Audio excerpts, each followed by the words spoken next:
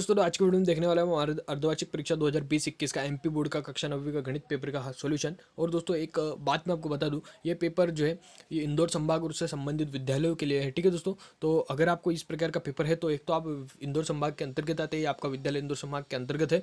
नहीं तो अगर आपका ये पेपर नहीं है तो आप जो है इंदौर संभाग के बाहरी क्षेत्र में है। ठीक है दोस्तों, क्योंकि बोर्ड के लिए अलग अलग पेपरों का निर्धारण किया गया था, जिसमें जो अलग अलग विद्यालयों में अलग अलग पेपर जो है दिए गए थे। ठीक है दोस्तों, सिलेबस वही था लेकिन बस पेपर अलग अलग दिए गए थे।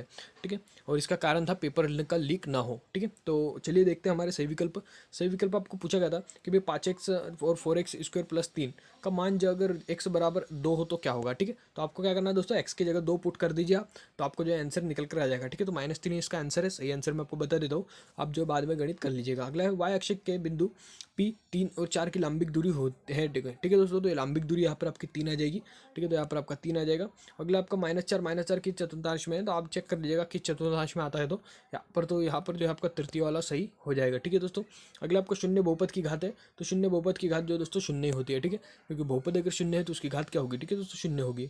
तो अगला है आपका कि बिंदु 7-6 की कोटि होगी। ठीक है दोस्तों, -6 होगी। ठीक है, तो यहाँ पर आएगा आपका -6। अगला आपका सत्य सत्य लिखिए, तो सत्य सत्य में सबसे पहले आपका मूल बिंदु की भुज और कोटि दोनों शून्य होती है, तो ये आपका बिल्कुल सत्य लग जाएगा। अगला आपका रेखीय बहुपद में चर की अधिकतम घात 1 होती है, तो ये भी आपको बिल्कुल सही लग जाएगा।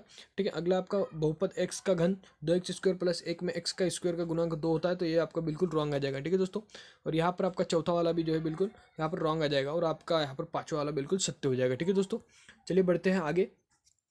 आगे यहाँ पर और दोस्तों मैं आपको बताऊंगा कहाँ पर आपको जो इसमें चेक करना है। निम्न यहाँ पर आपको रिक्त स्थानों की पूर्ति करनी है।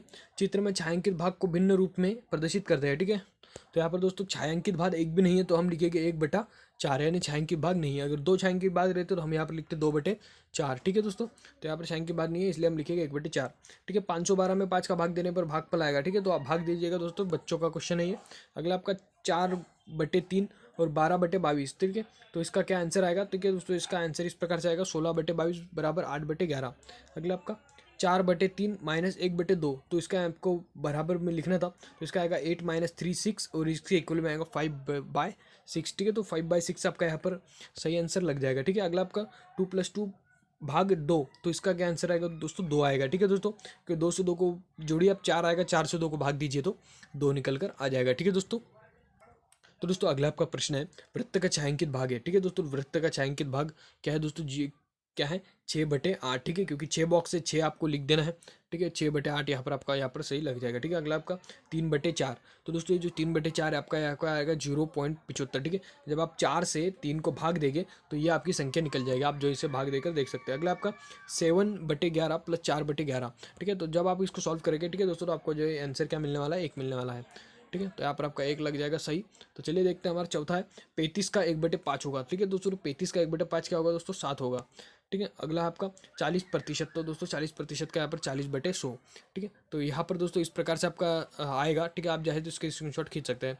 ठीक है, और यहाँ पर जो 2 चीज़ें दोस्तों, ये चतुर्थांश आप चेक कर लीजिएगा, और यहाँ पर से जो है शून्य बहुपद की घात यहाँ पर आप चेक कर लीजिएगा। ठीक है दोस्तों, क्योंकि इस दोनों में कन्फ्यूजन था।